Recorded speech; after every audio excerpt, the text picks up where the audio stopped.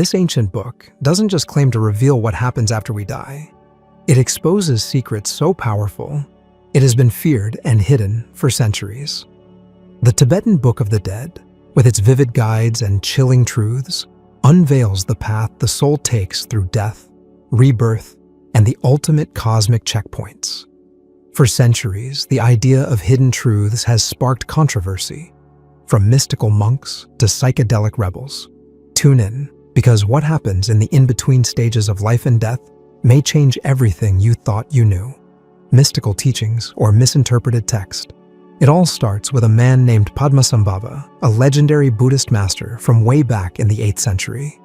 He is credited with spreading Buddhism to Tibet and is said to have hidden this text, the Bardo Thödol, away like some mystical time capsule. Why?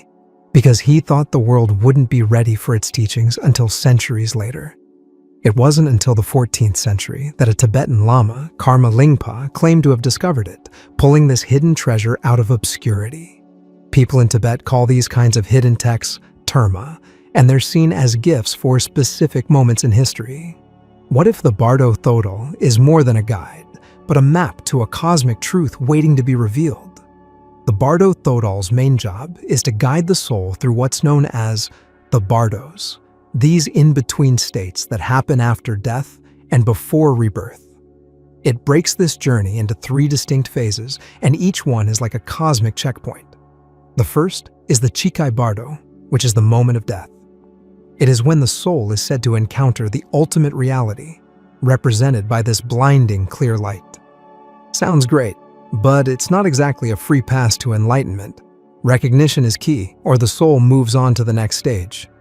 Next comes the Chikhai Bardo, which is where things get vivid and surreal. Here, individuals are faced with visions of deities, both peaceful and terrifying. These are not external gods coming to judge, but reflections of one's own mind and karma. If this stage proves too overwhelming, and let's be honest, it usually does, the soul proceeds to the Sitpa Bardo, the final phase. This is where karma steps in to determine what's next, whether it is another life or something else entirely. Think of it as the ultimate cosmic recycling process. The entire purpose of this text is to help souls avoid getting stuck in the endless loop of life, death, and rebirth, known as samsara. Recognizing what's happening in these bardos and letting go of attachments could lead to breaking free. That's the ultimate goal. But realistically, most people wouldn't know where to start without a guide.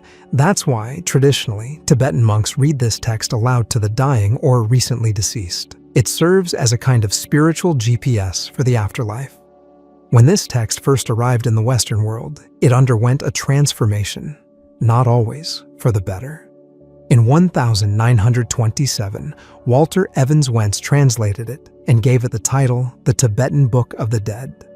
He thought the name sounded catchier and drew a parallel to the Egyptian Book of the Dead. The problem is, this new name gave a completely wrong impression. While the Egyptian text focuses on funerary rituals and preparing the body, the Tibetan one is all about guiding the soul, a very different focus. Evans Wentz also had esoteric beliefs of his own, which might have influenced his translation. This has not sat well with everyone. In the 1960s, the book took another unexpected turn. During the counterculture movement, it became associated with psychedelics. Some claimed the bardos described in the text were similar to mind-expanding experiences triggered by substances like LSD. Timothy Leary, a major figure of that era, even co-wrote a guide on using the Tibetan Book of the Dead as a manual for tripping. While this interpretation made the text wildly popular, it also sparked criticism. Traditionalists argued it cheapened the spiritual depth of the teachings. Scholars pointed out that this was never the intended purpose of the text. Even today, the Tibetan Book of the Dead exists in a kind of dual reality. On one side, it is revered by Buddhists as a profound spiritual guide. On the other, it has been co-opted and reinterpreted so many times that its original meaning often gets overshadowed. Some view it as a map for navigating death. Others interpret it as an allegory for life's challenges. Then there are those who see it as an ancient framework for understanding consciousness and the universe. The teachings of the Bardo Thödol are not simple to grasp. They require a deep understanding of Tibetan Buddhism, something most people outside that tradition lack. This is why approaching the text with cultural sensitivity is so important. It is not just a book to skim through and casually dissect. It carries centuries of tradition and profound insight into life, death, and everything in between. Still, even without diving into the cultural complexities, the core message is universally relatable. It serves as a reminder that life is fleeting, death is inevitable, and what happens next is shaped by how we live now. It speaks to mindfulness, compassion, and facing the unknown with courage. Whether seen as a literal guide or a metaphor for life's challenges, it holds a captivating and timeless appeal. And yet, the next chapter challenges everything we think we know about life and what lies beyond. The Tibetan Book of the Dead encourages the spirit to picture these peaceful and wrathful deities as part of a mandala. So, what's a mandala? Think of it as a cosmic blueprint, a Buddha palace, a pure land, or even a mini-universe. These intricate designs aren't just pretty, they're like spiritual GPS, guiding the spirit's focus and helping them stay steady through this wild, otherworldly experience. First up are the peaceful deities. They manifest in a beautiful display, appearing in a rainbow of colors that can strike fear or awe in the Bardo being. For some, it's overwhelming. For others, mesmerizing. But the catch here is that the text warns against getting caught up in these emotional extremes. To achieve liberation, the Bardo being must recognize something profound. The deities are not separate entities. They're manifestations of the mind itself. Every radiant form, every shimmering light, is a reflection of the spirit's own nature. Then, the mandala of peaceful deities guides the spirit to unity with this cosmic display. But there's a subtle trap. The dull path of healing always looms nearby. The text encourages the spirit to resist that pull, saying, "At this moment, let your compassion flow. Draw back from the path that leads to delusion and the lower animal realms." But what happens if the Bardo being can't align with the peaceful deities? That's when the wrathful ones make their entrance. And these beings don't hold back. Imagine sharp fangs, multiple heads, weapons in hand, surrounded by flames and laughing ominously. Sounds terrifying? Well, that's the point. These blood-drinking deities embody raw energy, and their presence can feel like a nightmare come to life. Here's the twist, though. Even these fearsome beings are not to be feared. The text reveals that they too are pure manifestations of the mind. Their wrathful forms are just another reflection of the Bardo being's own nature.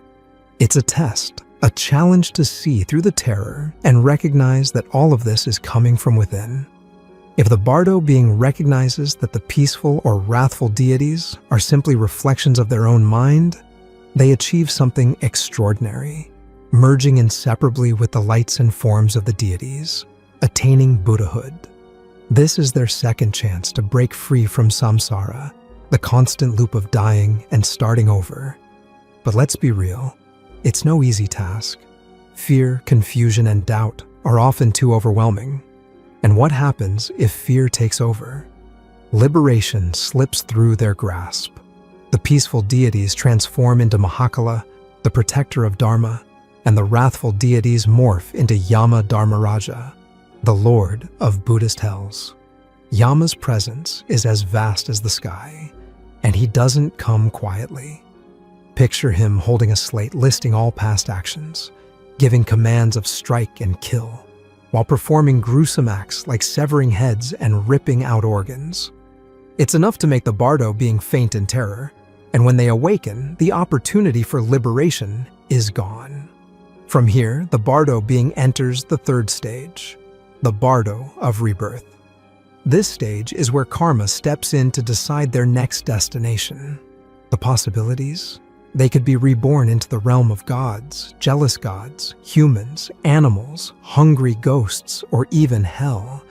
And the process of transformation begins with the appearance of womb entrances. The Bardo being feels a pull toward one, and upon entering, conception occurs. Just like that, the pattern continues, and they're reborn into a new life.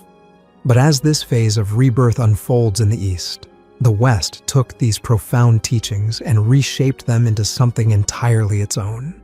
The concept of Bardo, with its vivid imagery and spiritual depth, found new life in Western interpretations and cultural reinventions. How the West reimagined Bardo.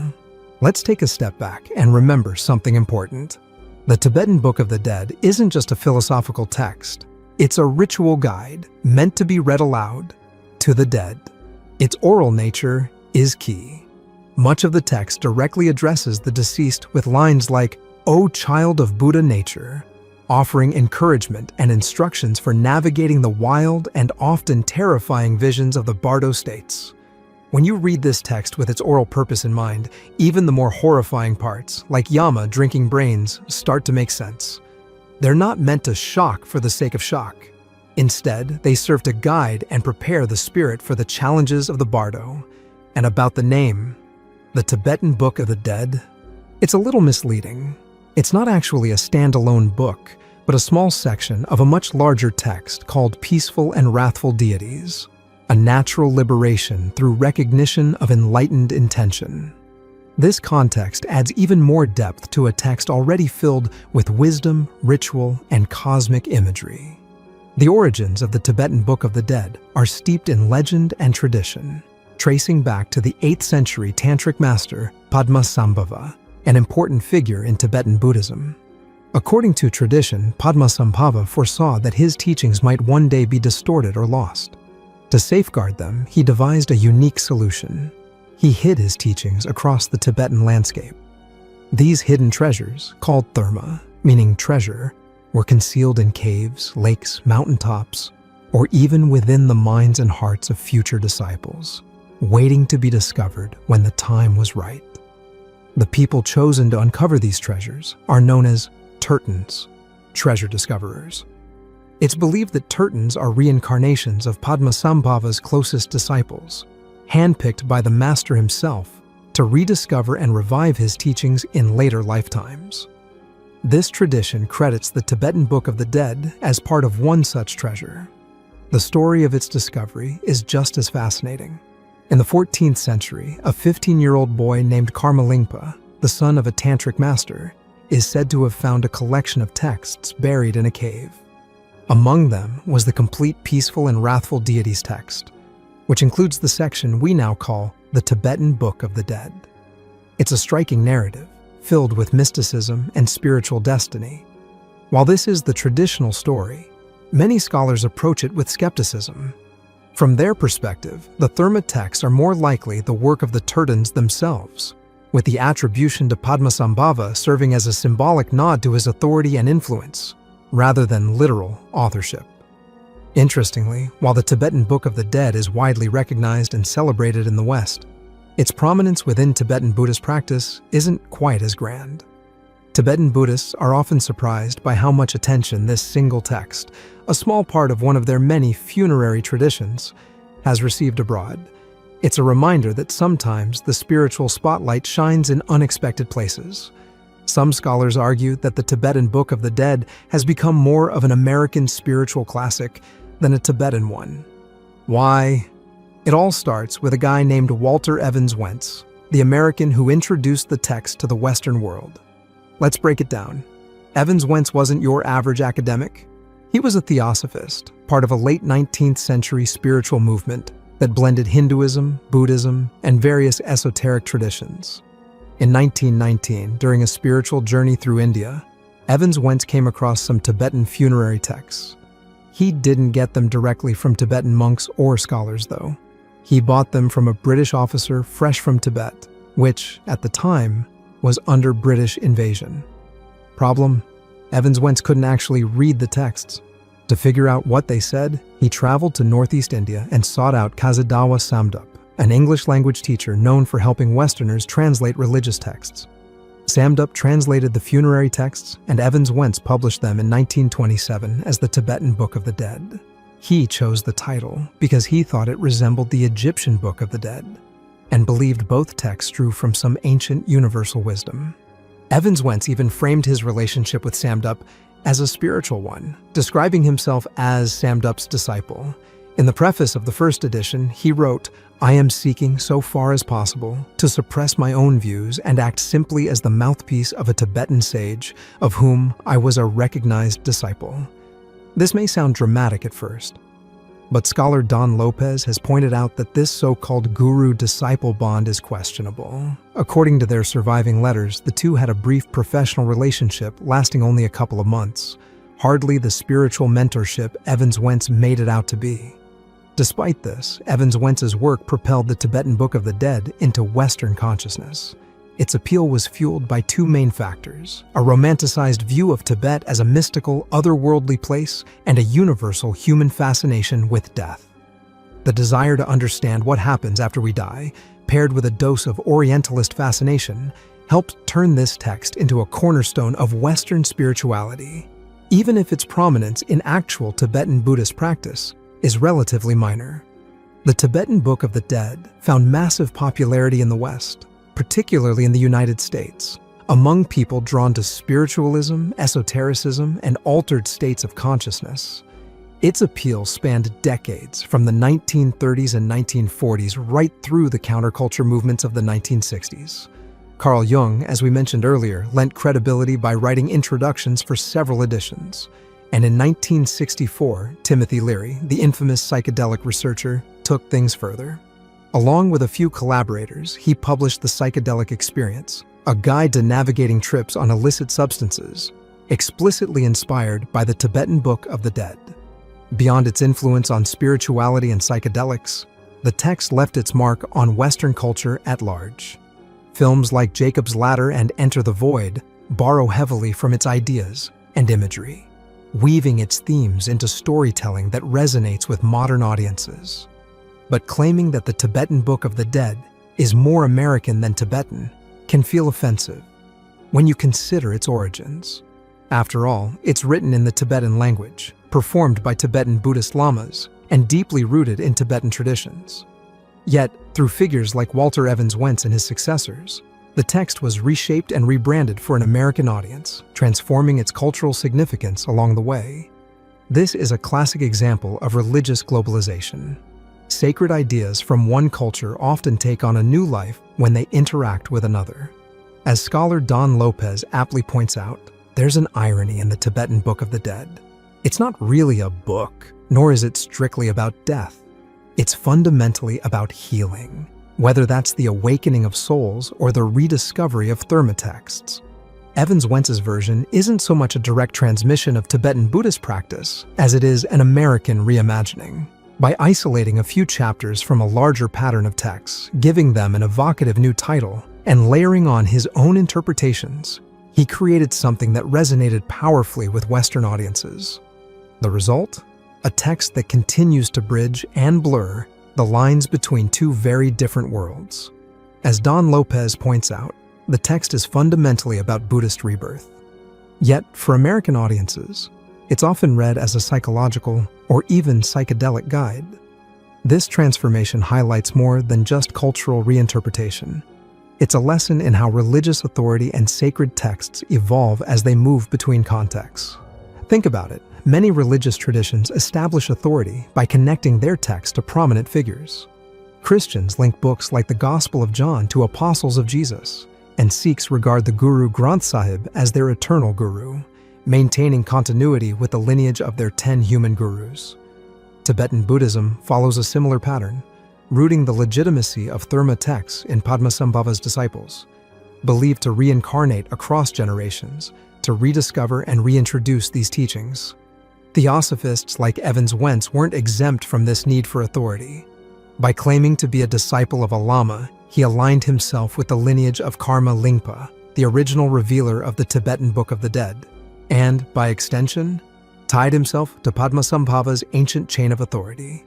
It's fascinating how this interplay of tradition, reinterpretation, and personal claims shaped the text's legacy in the West.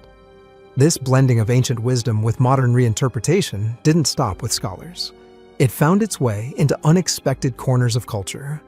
Like even the music scene was echoing the transformative ideas of the Tibetan Book of the Dead. Music meets Tibetan wisdom. The 1960s were more than just about music. They were about exploring deeper meanings and pushing boundaries. Rock musicians of the era weren't satisfied with just making hits. They wanted to tap into something spiritual and transformative. Many of them looked to the ancient wisdom of the East, and the Tibetan Book of the Dead became a massive influence. One artist who took its ideas and ran with them was none other than John Lennon. Paul McCartney once shared that the final track on Revolver, Tomorrow Never Knows, was entirely Lennon's vision. During this period, some illicit substances were making waves, and Lennon had gotten his hands on Timothy Leary's version of the Tibetan Book of the Dead. The ideas in the book fascinated him. Unlike the traditional British view of death as something dull and final, the text described death as a transformative journey. It compared dying to an epic voyage, similar to how the ancient Egyptians prepared their dead for the afterlife. For Lennon, this idea was electrifying. With those illicit substances opening his mind to new perspectives, the themes of the book resonated even more. It inspired him to create a song that captured the essence of these ideas. Tomorrow Never Knows became a bold and trippy exploration of life, death, and the unknown. It was Lennon channeling the wisdom of an ancient text into something revolutionary. The book itself contains one of its most famous lines: "Whenever in doubt, turn off your mind, relax, float downstream." Sound familiar? That's because John Lennon borrowed it and transformed it into the lyrics of his first psychedelic anthem, Tomorrow Never Knows. But Lennon didn't want to go full philosopher without a little twist. He knew the best way to weave spirituality into music was to add a touch of playfulness. As he explained, "That's me in my Tibetan Book of the Dead period. I took one of Ringo's malapropisms as the title to sort of take the edge off the heavy philosophical lyrics." And just like that, a deep spiritual concept became part of a song that was as trippy as it was relatable. Now, let's talk about Leonard Cohen. For some reason, the idea of him playing tennis is oddly funny. But that's exactly what the monks at a Buddhist monastery had him doing. When Cohen retreated to the monastery, the monks noticed something right away. He was too serious. Their advice? Loosen up. They sent him to the tennis courts, insisting he needed to learn how to play, not just work. This experience left a lasting impression on Cohen, who embraced the lesson wholeheartedly. Long after he hung up his racket, he shared the mantra that stuck with him: lighten up. That's what enlightenment means, to lighten up. Leave it to Cohen to turn a bit of Buddhist wisdom into something profound, yet effortlessly cool. For Leonard Cohen, the idea of separating yourself from the grind was transformative. It became the foundation of much of his later work, which radiated the sense of peace he discovered through this liberated mindset. Feeling deeply grateful for the inspiration, Cohen decided to give back in a way that felt meaningful. He lent his iconic voice to narrate a two-part documentary series on the Tibetan Book of the Dead.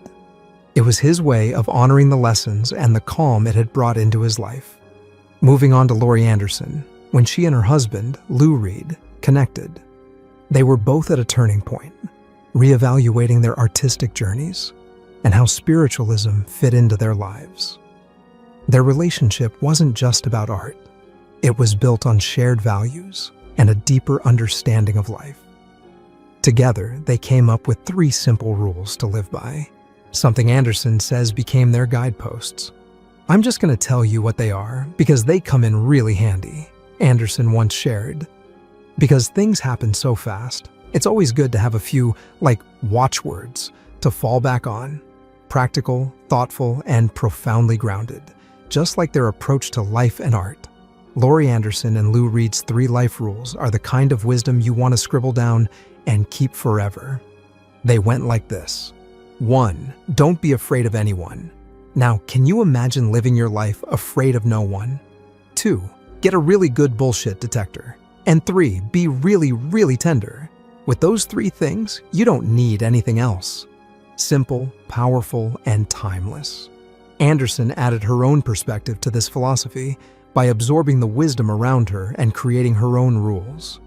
For her, part of that process was diving into the Tibetan Book of the Dead. The book left such an impression that she created an album inspired by its teachings, turning ancient ideas into a modern artistic expression. It's the perfect example of blending the spiritual with the creative. Now, let's fast forward to the 1990s. Spiritualism might have been overshadowed by the rise of beer-soaked grunge, but Radiohead kept the old-school artistic spirit alive. Thom Yorke was on a mission to explore transcendence through his music, and one of his standout tracks, I Might Be Wrong, tackled the idea of moving beyond the physical world. Yorke described the track as a snapshot of a crisis moment in his life. He shared, "I used to think there was nothing left at all." He recalled a surreal experience one night while living near a beach. As he stood outside and looked back at his empty house, he saw a figure walking around inside, even though he knew no one was there. That strange presence stuck with him, and he channeled it into the song. The result is a haunting yet deeply reflective piece that captures the search for meaning in the unknown. During a chaotic chapter in his life, Thom Yorke found solace by pulling away from the noise and seeking peace in solitude. He spent his time reconnecting with nature and observing the cycle of life and death. Reflecting on this period, Yorke shared, "I spent a lot of time watching things die, walking a lot in vast landscapes, watching the seasons change, ancient rocks, rotting carcasses, flowers blossoming, rivers gurgling." Alongside these meditative moments, he turned to the Tibetan Book of the Dead, letting its teachings guide his introspection and influence his music. Then there's Patty Waters, a name that may not ring as many bells, but played a pivotal role in shaping cultural history. Sometimes it's not the most famous figures who spark a movement. It's those with fresh ideas at just the right time, inspiring others to take those ideas and run with them. Patty Waters, a jazz singer with an unparalleled gift for raw emotion, was one of those people. Drawing inspiration from the Tibetan Book of the Dead, Waters embraced the concept of letting things flow naturally. She translated this idea into her music by creating an open, swirling sound filled with raw, wandering emotions. Her work was an experience, a maelstrom of feelings that left an indelible mark on the artists and movements that followed. Patty Waters' unbound, free-flowing style didn't just stay in her corner of jazz. It set off a chain reaction that directly influenced trailblazers like Yoko Ono and Diamanda Galás. These artists, in turn, left their own marks, inspiring the Beatles, George Harrison's solo work, and beyond. In a way, this domino effect mirrors the central message of the Tibetan Book of the Dead itself. The text emphasizes the power of thought and its lasting impact, famously stating, "Our past thinking has determined our present status, and our present thinking will determine our future status. For man is what man thinks." It's a cycle that flows through art, life, and spiritual understanding. Profound, continuous, and endlessly interconnected. This idea of interconnected cycles naturally leads us to one of life's biggest mysteries, the question that has haunted and fascinated humans for centuries. What happens when we die? What happens to us when we die? It's the ultimate question, the kind that's kept humanity up at night since we first stopped dragging our knuckles through the muck and started pondering the big stuff. Do we simply vanish into the void, ceasing to exist? Are we thrown back into the mix as fresh-faced babies, or maybe even animals, on some endless karmic loop of reincarnation? Or is there a white light waiting for us, the one we've heard about in near-death experiences on shows like Oprah or Larry King Live? The warm glow, the smiling faces of loved ones long gone. It's comforting, right? Then there's the classic Christian image. St. Peter standing at the pearly gates, clipboard in hand, checking if your reservation for eternity in the kingdom of heaven is confirmed. Why does the question of what happens when we die cling to us so tightly? In his book, How Plato and Pythagoras Can Save Your Life, Nicholas Kardaras explores the idea that humans are unique in their ability to ponder this, because we're the only species capable of mentally traveling through time. We can project ourselves into the future, and what do we inevitably find? Death. And that realization, it shakes us to the core. Some might say it scares the hell out of us, or maybe even scares the heaven and hell into us. Pulitzer Prize-winning author Ernest Becker tackled this existential terror in his groundbreaking work, The Denial of Death. Becker argued that everything we create, our art, our towering buildings, our religions, and even our drive to have children, is rooted in one primal urge: to deny our mortality. It's all a way to soothe the deep-seated anxiety, what psychologists call thanatos anxiety, that there might be nothing beyond this physical existence. The common wisdom says we'll never really know what happens after we die, because no one has ever come back to tell us. But that might not be entirely true. Beyond the near-death experiences, or NDEs we've heard about, documented by psychologists like Dr. Raymond Moody in Life After Life and Dr. Kenneth Ring in Mindsight, there's another phenomenon that challenges our assumptions. It involves children who, without the drama of an NDE or the influence of hypnotic regression, spontaneously recall vivid details of past lives. These cases are rigorously studied, well-documented, and leave us wondering, could these glimpses into past lives hold the answers we're searching for? When it comes to children recalling past lives, these stories aren't about extravagant claims of being Cleopatra or Napoleon. Instead, they're far more grounded, and, in many cases, eerily specific. These kids often recount memories of ordinary people who passed away relatively recently, sometimes just months or a few years before their birth. What's truly fascinating is the level of detail. They'll name parents, siblings, and other relatives. They'll describe their previous villages, homes, or districts. They'll even recall what they did for a living, and most strikingly, provide vivid, accurate descriptions of how they died. Here's where it gets even more unsettling. Some of these children bear physical signs, birthmarks or congenital defects that match the cause of death they claim to have experienced in a past life.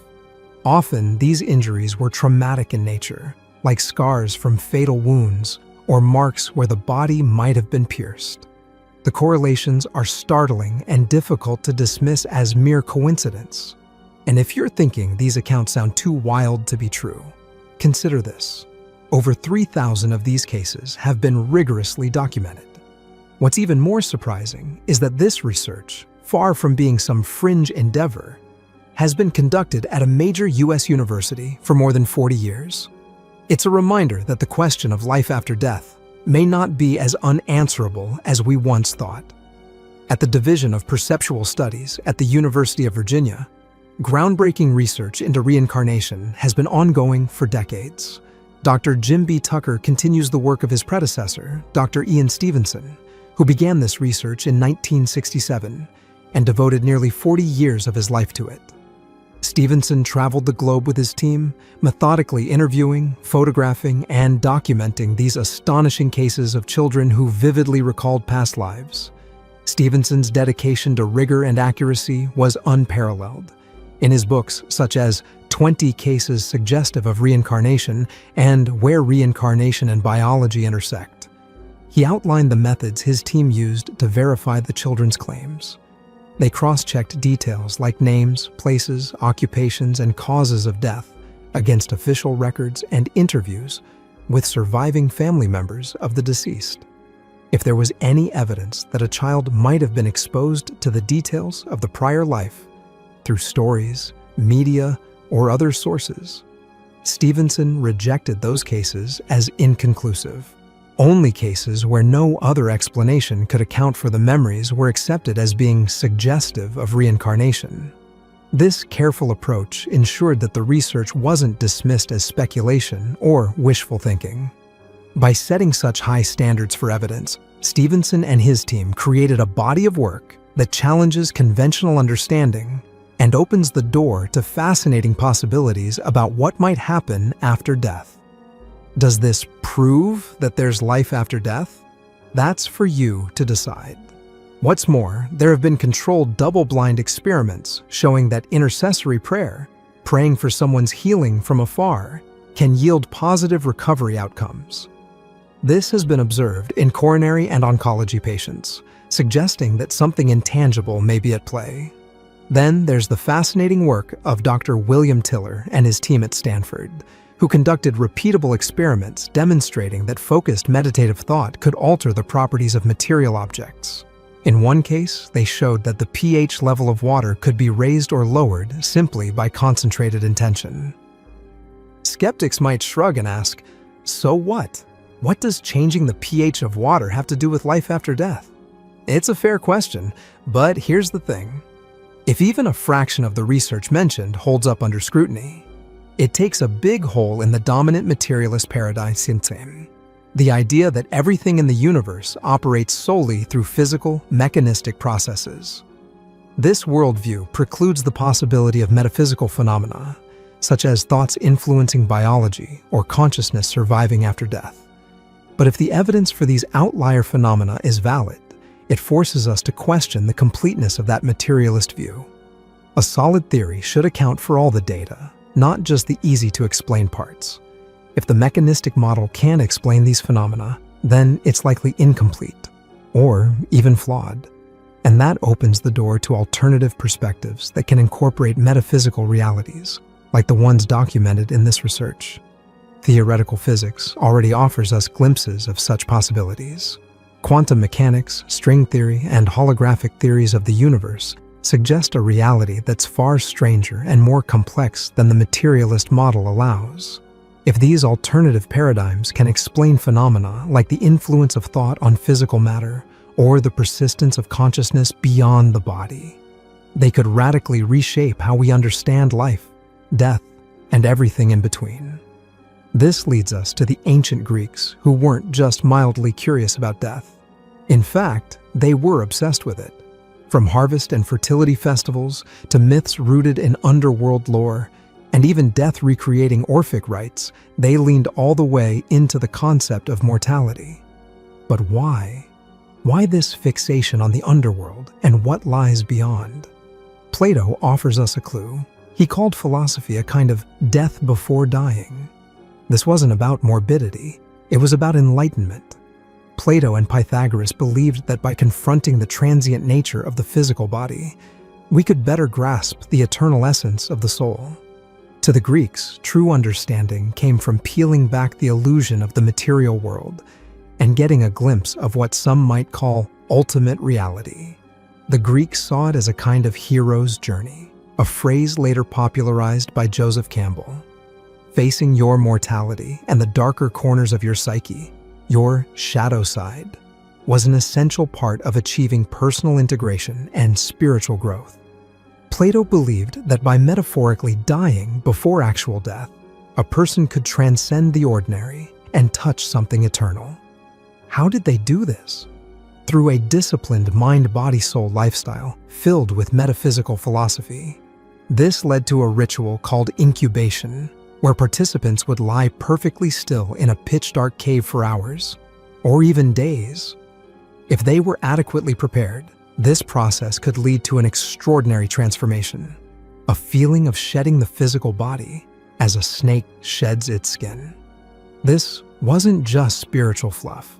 The Greeks were exploring a process of personal alchemy, the kind Carl Jung later wrote about in his studies of transformation and self-actualization. They were building on insights that stretched back to the Egyptians, Babylonians, and beyond, tapping into universal truths about the interplay between life, death, and the eternal. For them, this deep dive into the shadow was more than just about understanding death. It was about discovering what it truly means to live. The real magic behind near-death experiences might lie in something profound, the dissolution of the self and a fleeting glimpse into the infinite. It's as if death acts as a release, breaking down the boundaries of our individual, ego-driven consciousness and expanding it into something much larger. When the walls of the self crumble, what's left? Is it nothingness? Or is that nothing actually everything? The boundless allness that some call ultimate reality. So, what really happens when we die? Maybe it's not an ending at all, but the start of a whole new awakening. The wild thing about Plato and Pythagoras is that they believed you didn't need to face death to experience a transformative awakening. Their teachings outlined a way of life rooted in philosophy and deep contemplation that could strip away the illusions of the material world and help you tap into something eternal. Essentially, they were handing humanity a cheat code for a life-changing, mind-blowing glimpse of the infinite, no near-death experience required. It's a staggering idea, one that suggests the ultimate mystery of existence might be closer than we ever imagined. But what about people who have technically died and come back? In 2001, a 66-year-old man undergoing surgery for an abdominal aneurysm experienced cardiac arrest. After 17 minutes of CPR, defibrillation, and medication, his vital signs were gone. The medical team declared him dead. 10 minutes later, against all odds, his surgeon found a pulse. The man was alive, and the operation went on to a successful conclusion. Then, there's another case from 2014 of a 78-year-old man in Mississippi. After a hospice nurse found no pulse, he was pronounced dead and sent to the morgue. The next day, the man woke up in a body bag. These unbelievable stories sound ripped straight from a horror movie, but they're part of a real-world medical phenomenon known as Lazarus syndrome, named after Lazarus of Bethany, the biblical figure who was brought back to life by Jesus Christ after 4 days in the grave. The Lazarus phenomenon describes the delayed return of spontaneous circulation after CPR has been stopped. In layman's terms, people pronounced dead after cardiac arrest unexpectedly regain cardiac activity. While rare, Lazarus syndrome raises profound questions. Is death always final, or are there moments when the boundary between life and death becomes blurred, teasing us with the possibility that the end might not be as definite as we think? These cases might not explain the ultimate mystery, but they certainly add another fascinating angle to the age-old question of what happens after we die. But some researchers suggest that the Lazarus phenomenon might not be as mysterious as it seems. It could have a scientific explanation rooted in the resuscitation process itself. One idea points to a buildup of pressure in the chest caused by CPR. When CPR is stopped, the pressure may gradually release, allowing the heart to restart on its own. Another theory involves the delayed effects of medications like adrenaline, often used during resuscitation. As several scientists explain, drugs administered through a peripheral vein might not reach the heart effectively due to impaired blood flow during CPR. Once blood flow improves after stopping CPR, the delayed delivery of these drugs could trigger a return of circulation. Besides this, there's hyperkalemia, a condition where blood potassium levels are too high, which has also been linked to delayed return of spontaneous circulation. It's one more piece of the puzzle, suggesting a range of factors might contribute to these rare and dramatic cases. Now, the challenging part is that Lazarus syndrome is incredibly rare, and the small number of documented cases makes it difficult to pinpoint the exact mechanisms behind it.